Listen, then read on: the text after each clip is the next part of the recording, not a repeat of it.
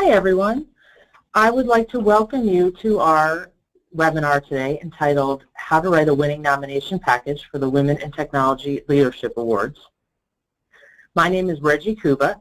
I am the Executive Director of Women in Technology, and I'm glad that you're able to join us today.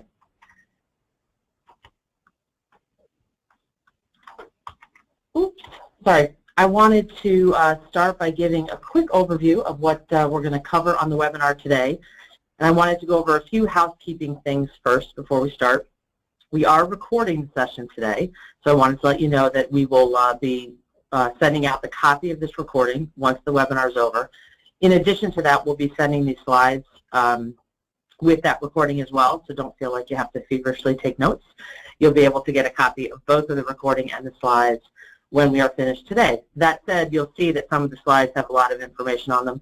I don't want you to be scared when you see that too. We're not going to read them verbatim. It's really more information for you to have once the webinar is over, and then you can refer back to it as well. So we're going to talk a little bit about that. I'm going to share the timeline with you for the awards process. We're going to highlight the categories and some of the criteria. We're going to spend a few minutes and hear from a previous winner who's going to be able to share some information with us about the process of how her nomination was completed and what the award has done for her. We're going to highlight a few common mistakes, and then we're going to have open time for questions and answers. I will let you know that in the dashboard you should see a tab that says questions. If you have any questions, feel free to submit them as we're going through, and I will be able to see those.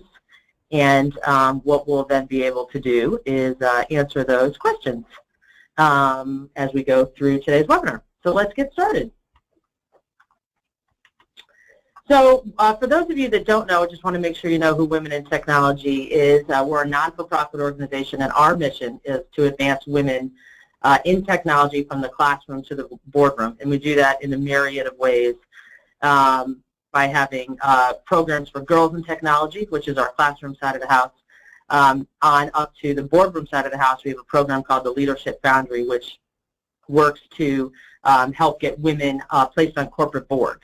And we actually just launched our research report on that last week, and that's a great program that we have. So we have those programs. We've got a lot of networking. We have mentoring programs. And what we're trying to do is enable that mission on a daily basis. That said, what we then try to do is every year honor the accomplishments of outstanding women within our organization and outside the organization in the area with our Leadership Awards program. And we're very excited about it. This year is our 18th year coming into, and we're really, really excited about what we've got this year to offer. So our timeline, our nominations are open. They opened on October 19th. They close on December 2nd. I will give a little bit of a sneak peek for those of you on the phone. It's customary that we extend that deadline. We will most likely do that again this year, probably just about a week or a couple days, not very long, but I did want to let you know that. Again, a little sneak peek. But they definitely will close before the holidays because the judging is going to happen over the holiday period. We're going to announce the finalists on January 17th at our WIT Connect program. That'll be our first of 2017. It's going to be held at the KPMG offices in downtown DC, so just wanted to highlight that. And then our actual event, the gala, where we actually announce the winners. We don't announce the winners ahead of time, but we will announce them on May 11th. Is our gala date this year, and that'll be held at the Reston Hyatt. So that said, what I want to do is kind of jump right into what our categories are. And again, I don't want you to be scared. I'm not going to read all these. What I tried to do, I'm just going to highlight what the key areas are within that category. And the other thing that piece of information that the committee did this year, we thought was we actually put on the bottom of the slide here the winner from this year and a link to their LinkedIn profile or their bio. So once you receive this slide deck, you'll be able to just click on that, and that is a great opportunity for you to go back and take a look and see what type of women have won, what their role has been, what type of organizations they've been with, and hopefully that will be a helpful guide for you as we go along. So let's jump in. Our first category is the corporate large market sector. The highlight here I wanted to point out is that the annual revenue of this organization needs to be greater than $750 million. So if any of you on the call today have submitted before, this is some new information. You may not have seen the revenue numbers laid out this way in the past, so I wanted to point out that that is new. And each slide, again, I'm not going to read it, but it talks about what the ideal candidate is for this. I also want to share that this information is also all available online on our website. You're able to download the purpose, the eligibility, and the candidate, what an ideal candidate is, and what this criteria is as well. So don't feel like you have to, like I said, jot it all down. And our 2016 winner was K4 with AT&T. Our next category is the mid-market sector. The revenue numbers for this organization must be between $50 million and $750 million. So that's a key piece of information that you need to make sure that you have this person fits within that category. Our winner this year was Sonia Jane. She was with an organization called Global Tech. Next category is the small market sector. The key thing to note here is that is less than 50 million revenue. So making sure that and they're in the commercial or government space. So making sure that the candidate fits within that criteria. Next is our government category. The most important piece of information to note here is that the woman must be currently working for a government agency and be able to talk about and prove that.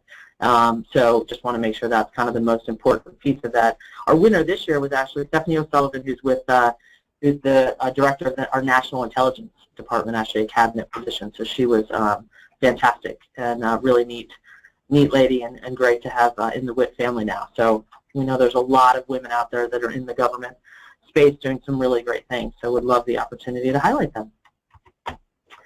Next is our small business entrepreneur category. The definition of small business here is less than 50 million. And then obviously entrepreneur is a woman who has demonstrated exemplary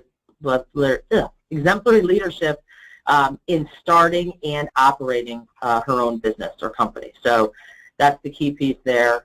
We have a lot of women in this area who run some great organizations. So lots and lots of good ones. This is always a very popular category for us. The winner this year was Sue Evans, who's with an organization called Evans Incorporated.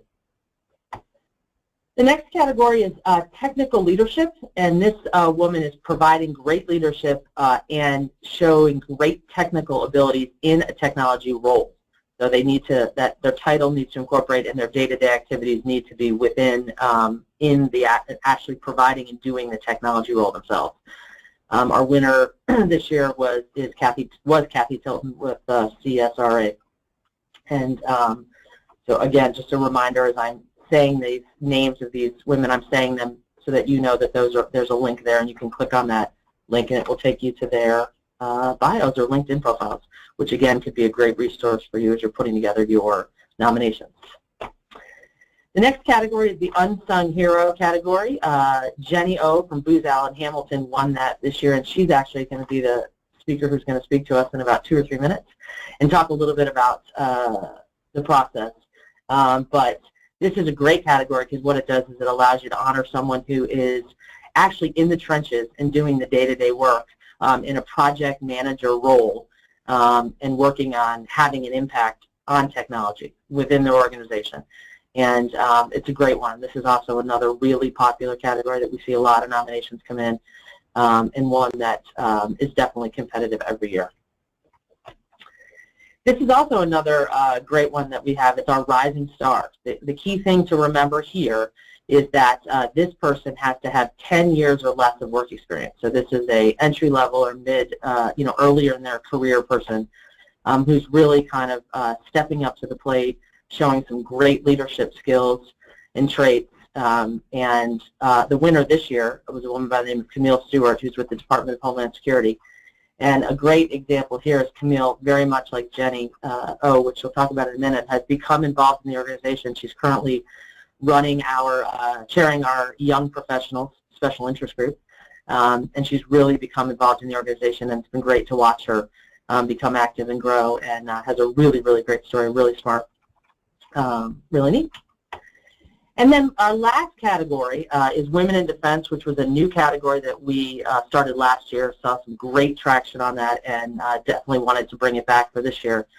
There are a lot of women out there that are doing some really, really great things, and we want to make sure that we get those highlighted. So the criteria here is they have to currently be serving in the armed forces or a recent veteran, and we have not put in writing, but kind of the unwritten rule about recent our definition is probably within the last 2 or 3 years that they've stepped out of service. So we definitely want someone who is currently actively serving or relatively out of that position. Our winner this year was a woman by the name of Amy Grable, who's a commander with the U.S. Coast Guard and doing some really neat things with the Guard. So again, to highlight, those are the categories.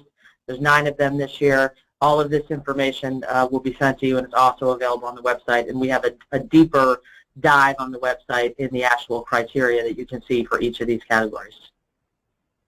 What I want to do next is just briefly highlight there's 4 selection criteria that the judges are going to be looking at when they're going through these. And again, I'm not going to read them all. You'll have this information, but there are 4 subject areas that they're going to be looking at, so I want to make sure that we just highlight those for you.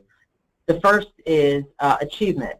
So think about, as you're putting this together, how is your nominee achieving success in the actual technology field or within an organization that's in the technology industry? Okay, so those are the key things. You know, some things that we say here, that they're obviously achieving a high level, and we use the word boldness here, right? Is this person really kind of, you know, stepping out and taking risks that could have both successful or unsuccessful outcomes, but that you're able to demonstrate the value and the impact and the achievements that they're making within their organization. The next one is leadership. We talked a lot about that, but obviously they're the leadership awards. You know, but how is this woman empowering her team to be an architect of change in this industry? You know, are they leading by example? You know, are they inspirational? A lot of people say that word is overused, inspiration, but that's what we're looking for here. You know, are they someone who can help motivate, drive positive change and influence within their organizations? And are they visible? You know, are they a leader? Are they a pioneer within their organization? Thirdly is mentorship. We bring back here again our mission, advancing women from in technology from the classroom to the boardroom.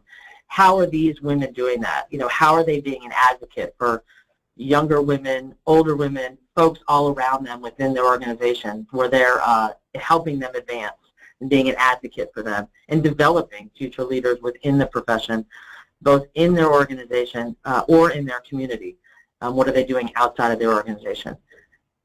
Which leads me to the next and last piece of this, which is community engagement. You know, what are these women doing extracurricularly in their community or, you know, with civic involvement that's helping focus either younger girls, you know, within the STEM field, being a mentor, or, you know, maybe it's even some reverse mentoring. You know, are they helping, are they training some other mentors to help women? We hear a lot with the millennials, some reverse mentoring. So how are they getting involved that's going above and beyond the activities of their job or their responsibilities? And a new thing that we are also allowing this year as you go through the process is you're able to upload a bio or a LinkedIn profile. And we encourage folks to do that because I think that can help supplement the information that you are providing in the nomination process. So that said, what I would like to do is turn this over to, as I said, my colleague Jenny O, who was a winner last year for the 2016 Unsung Hero category. And Jenny's going to talk a little bit about, again, what the nomination did for her, what her story is. So I'll turn it over to Jenny. Hi, can you hear me? We can. Hello. Okay, great. Well, thank you so much for having me. This is really an honor. When well, can we stand the first slide? Can we go back to the previous slide?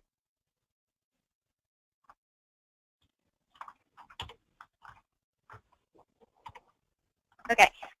Well, when I went to my first WIT Leadership Awards banquet a few years back, I remember being in complete awe of the women who are being recognized. And you really have to ask yourself, where else in your life, where else in Washington, D.C., you know, will you be surrounded by an entire banquet hall full of world-class, inspiring, trailblazing women? There really aren't that many organizations like WIT, and the women that I know from WIT are all world-class. And what makes them world-class is not only their accomplishments, but their willingness to take you under their wing and support you. And to have received this award and to be considered among such remarkable women is an unbelievable honor. It has changed me profoundly, and I see it as a duty to keep raising the bar and keep paving that path forward. So thank you for giving me this opportunity to share my leadership journey. Next slide. Well, I did everything I was told I was supposed to do. You know, I got my undergraduate degree and master's degree, bought my first house, and did all my professional certifications all by the time I was around 30. I had a really, I guess I had a good job.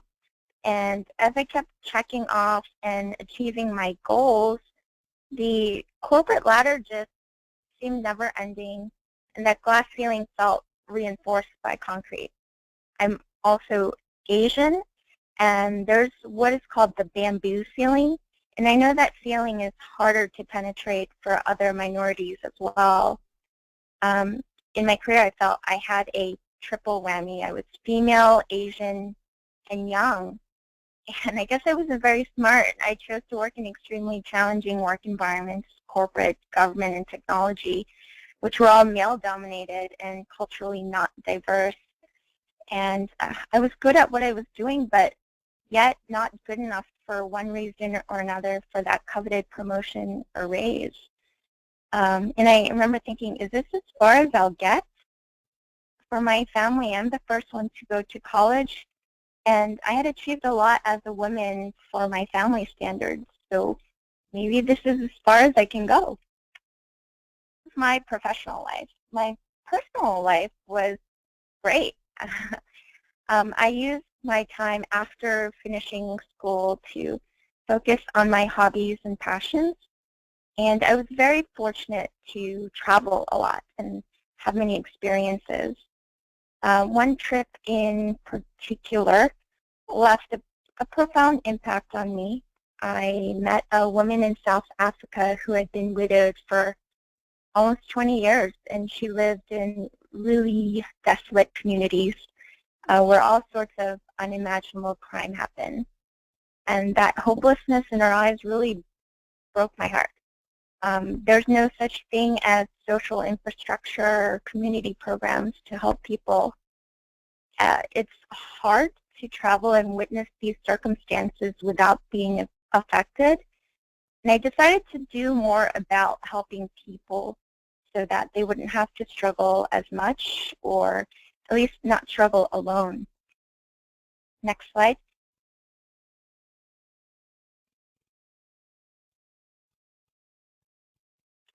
So I came back from my vacation, and I felt the need to support the causes I cared about. I know I don't want to be left behind, and I want someone to bridge the gap for me, which means I need to start bridging the gap for others. I joined organizations that helped minority business owners. I mentored Asian American youth. There are things minority parents don't know how to teach because the tradition and values are so different. And how are you supposed to know these additional requirements unless someone teaches you? Things so simple like using a fork and knife, greeting someone with a handshake instead of a 90-degree bow. I joined professional networks not only as a member, but on taking committee roles. I have a pretty diverse range of interests and skills, such as being a show producer, and my diversity in thought and talent has really helped me connect with many different communities and fantastic people. These connections are truly invaluable, and they help me understand people, what their goals are, and how I can help them. Also during this time, I joined Women in Technology, and Women in Technology blew my mind. I have never been in the same room with so many successful women. Their accomplishments were beyond my wildest dreams. I mean, forget the goal of being senior manager. There were women who designed handbags, who traveled the world for a living, and who were just so awesome. And whether or not they know, they really reignited my spark for a career. They reconfigured my dreams, and I really started dreaming about my unlimited potential. Next slide. And then, so Girls in Technology is a Women in Technology program for young girls to pursue science, technology, engineering, and math. I became the chair of the Virginia program in 2013. We had goals to redesign and improve the experience for everyone in recruiting students, retaining mentors, empowering volunteers, and also being a minority, it was important for me to advocate for diversity. I also wanted to raise the bar in content and process. We designed the conversation to be interactive, and we provide a safe space so that even the most introverted have the opportunity to speak. We raised the caliber of our speakers, bringing in Forbes 30 Under 30, United Nations Foundation, robotics instructor, a beauty queen turned aerospace engineer, and our panels became more diverse. And it makes a tremendous difference to a young girl to see someone that they can relate to. I really wanted to send the message that anyone could be successful at any age, any gender, and any color. When I first started, we had paper brochures. But it's so much easier to direct someone to a website than it is to have phone conversations and write emails. And we reach out to over 200 people, so it becomes quite exhaustive. So each year I started making YouTube clips about the program. And this past year I made a television episode that highlights how the women in GIT, how we're inspiring girls all across Maryland, DC, and Virginia. We also leveraged our social media accounts. We leverage it as a platform to brand our organization and engage our various communities, parents, schools, volunteers, students, neighbors, their friends. And it's a platform to share STEM knowledge. It really has a viral effect. And all of a sudden, everyone wants to know what GIT is and how they can join. It makes our lives much easier during recruiting. Not only recruiting mentors and students, but we have an increase in sponsors who want to support us. In 2013, we awarded a total of $4,000 in scholarships across 60 girls. And just this past spring, 2016, we awarded over $10,000 in scholarships and awards across, over 200 girls. So leveraging my media and technology skill sets combined with my ability to engage with different groups to build the community, and I think that's really my success factor. As a minority, you just want to belong, and to be able to build this community where everyone feels like they're a part of it and where everyone is winning, I'm very proud to have been part of that. Next slide. So Trish Barber and I worked very closely together in Girls in Technology and various Women in Technology activities.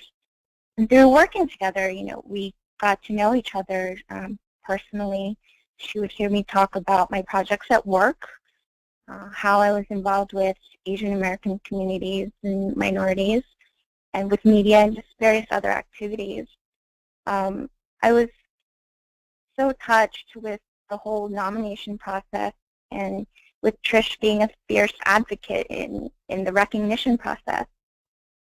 It was that aha moment for me where I realized, I've always been talented, but it's not talent, it's the support of your network that helps you be successful. And I really want to thank Women in Technology and to Trish for being that amazing tribe for me, for helping me chip away at that glass bamboo ceiling.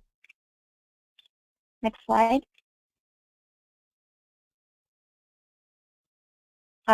So how has the WIT Leadership Award helped me? I think it has helped me realized the even greater importance of needing to advocate for each other, for minorities and women. It just reinforced the need that I need to keep doing what I'm doing. I realized I'm one of the very few Asian females in STEM and leadership. I've never really focused on being Asian. I just focused on goals. But more and more I realized how important it is for minorities to have role models. And I hope that each minority group has their token champion.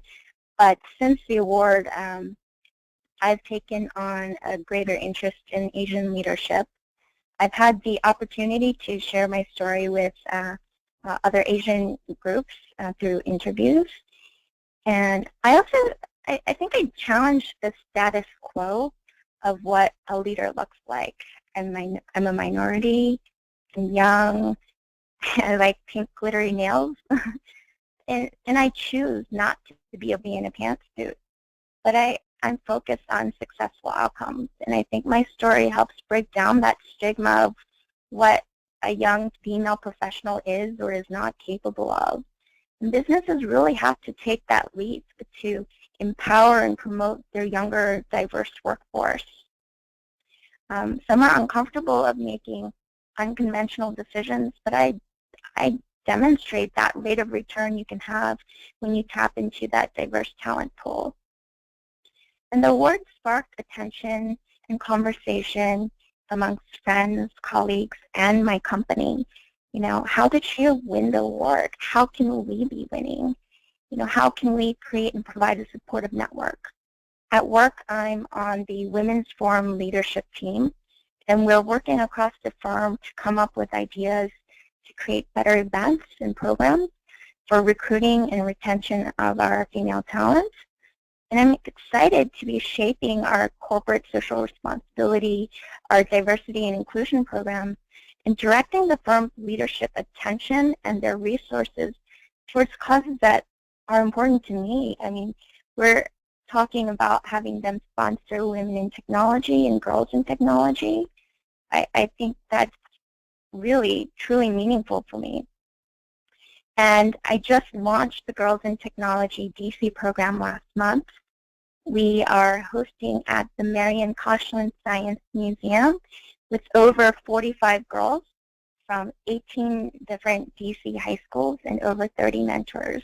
Truly would not have been possible without the network and support from Women in Technology and other people that I have met through the award.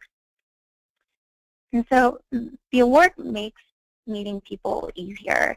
I'm introduced to new people all the time, and I really love enjoying meeting, go-getters, people I can collaborate with, people who understand, people who will support you, and people who you can learn from. I love meeting people who challenge me, who keep raising that bar, and people who keep shattering that ceiling, people who make me dream even bigger. So please go nominate someone. It makes a huge impact.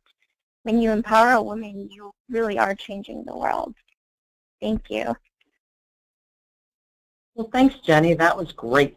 We appreciate you sharing all of that great information, and it's really exciting.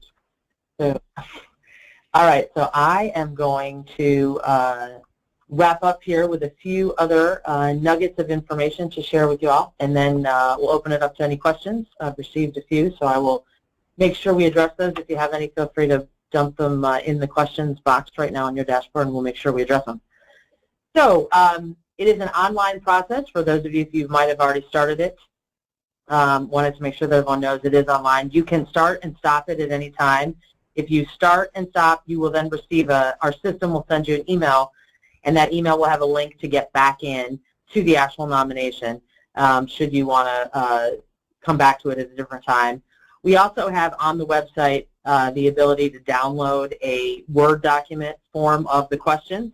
I know a lot of organizations like to fill it out and might have to pass through their HR organization or through their legal. So you do have the ability to download the form, the nomination form, fill it out, and then go ahead and basically cut and paste and upload the information back into the form. there is a 2,000 character limit. I wanted to point that out. It's not a word limit, it's a character limit, and the system will not allow you to put more in there, so you are going to have to work to make sure that you fit the answers within the that limit. And another key piece of information, we do get this question a lot, but the nominees must be located in the DC metro area and be able to attend the event. We do go down, we do extend that. We look to, maybe 60 to 75 miles from the DC area. And if you've got any questions, if you think that maybe they're a little bit outside of the border, let us know. The company does not have to be headquartered here in the area. They just have to have a presence in the area. But the nominee can't work for the company in Texas and the company be headquartered in Texas, if you will. So that's a key piece of criteria that I want to make sure everyone knows. A couple other tips that the judges have given us for a well-written nomination is making sure that you're providing specific information and not generalizations. A lot of times they'll say, said nominee increased the profits in 2015 in the organization and let it go at that. The judges want to know how much they increased the profits. What are the numbers? What are the statistics? What are the nuggets that back up the statements and facts that you're making? So work really hard to make sure that that information is included. Make sure that the contribution that you're specifically discussing matches the criteria in this section. You'll see as you go through those 4 sections we talked about, sometimes people repeat the same thing 2 or 3 times, just try to put a little different spin on it, or don't really pay attention to exactly what the criteria is and what the question is being asked in that one specific area. So make sure that you really do that. Be concise. And don't be vague. Again, drill down, and I know it's hard with the limit, but work to make sure that you can get as much specific information in that bucket that you can as you're going through the process. A few common mistakes that the judges would love for you to avoid is nominating folks for an inappropriate award. I mean, if you're putting someone in the rising star category that's been working for 20 years, well, that just doesn't fit. We're specific about the 10 years. So make sure that the candidate fits the profile for the actual category that you're choosing. Unsupported statements. I talked a minute ago about qualitative and quantitative. Make sure that you can back those up. If you say that the candidate has decreased expenses, or like I said, grown revenue, or the company's grown employees, tripled the employees. Make sure it is specific and there's facts that you can point back to that are real pieces of information. And stuff that's not relative. Sometimes folks want to throw in, all of the awards that the person has won, or all the speaking opportunities where they've spoken, for example. Use the bio, the additional supplemental information that you can upload this year to show that information. Don't fill the actual nomination with that. I think that's a real common one where we see, where their speaking opportunities were, if they've been published. It's okay to mention 1 or 2 of those, maybe some high profiles, but if they've been, quoted or published or spoken at, 50 conferences, the judges don't want to see all of them. And then lastly, it seems kind of obvious, and there have been some candidates who have not been chosen merely because the actual submission was riddled with misspellings and grammar, and it's not huge, but the judges do look at that, and if they see that, they definitely take that into consideration as they're reviewing the nominations. We also, in addition to having a Word version of the document on the website, we actually have a sample winning nomination. We've obviously stripped out names and company names and some other information, but you can download that as well on our website, and I'll have you'll be able to click on this link when you receive it and be able to see that. But that's a great place, great resource for you to take a look as well to see how a winning nomination has been written in the past. So what are your next steps? They are to submit your nomination by December 2nd. Again, the little teaser I said is we will probably extend that a couple of days, but if you could work towards that target, that would be great.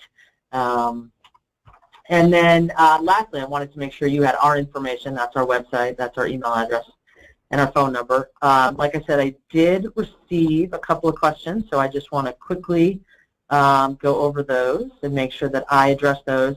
You will also be able to feel free to email me. I'm going to send this information out, and you'll have my contact information. You can email me directly. One of the questions we received is how many judges do we typically have? We typically have somewhere between 10 and 12 judges on the judging panel. You can look on our website and see previous press releases for previous judges that we've had. We're having the same goal this year. It'll be 10 to 12 on the judging panel.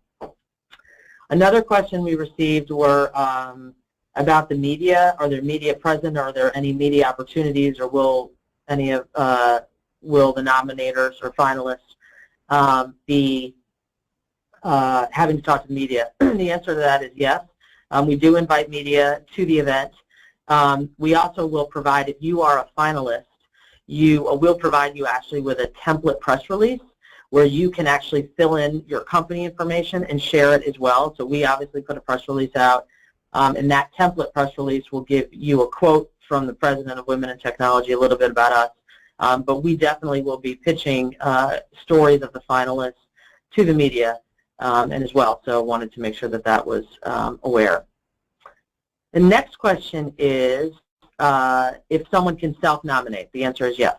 We have folks self-nominate all the time, so feel free to go ahead and do that. You will see a question on there where folks might say, does the person know that they're being nominated? And sometimes they do say no. But you will be asked that question, and the answer is yes, you can self-nominate. The next question is, does the nominee have to be a WIT member, and should the applicant be nominated by a WIT member? The answer is no to both of those. They do not have to be a WIT member, and they do not have to be nominated by a WIT member. They can be, we do encourage folks and would love to have folks become members should they become nominated or win, but if that is not a criteria for any of the award categories that we have currently. All right, it looks like I have addressed all of the questions, and I appreciate everyone's time today, and you will be receiving an email from me with the slide deck and the recording of this webinar, and do not hesitate to contact me with any further questions that you have. We look forward to receiving those nominations December 2nd and seeing all of you at the event on May 11th of next year. I'd like to thank everyone. Have a great day.